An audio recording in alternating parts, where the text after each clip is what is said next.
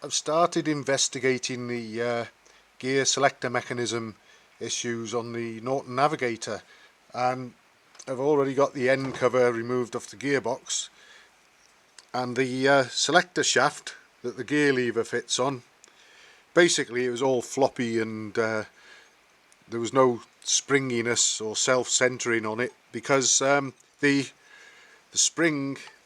that it operates against had become displaced from the little bit there that the spring goes either side of. To sort of, each leg of the spring is supposed to return it back to centre, ready for the next gear change, and it wasn't doing so because it had become dislodged and moved out the way, and this was just sort of flopping around like that basically. But I also notice, the camera might pick it up, that this whole lot here is slightly off centre, and again, whether or not it'll come out on camera I'm not sure, but it also looks like this plate here that the spring locates on to centre the mechanism up has been twisted and buckled a little bit at some time. So I suspect, as you can see, that that leg of the spring is a lot closer to this bolt than that leg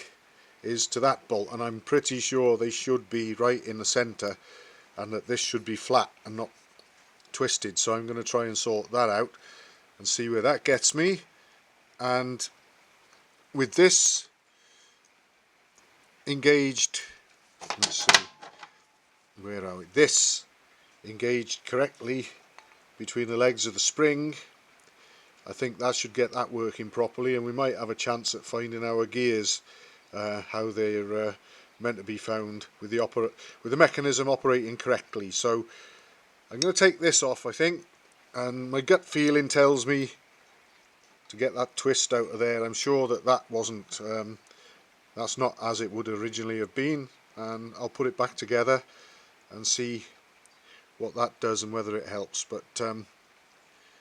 certainly I had to put the legs of the spring back in position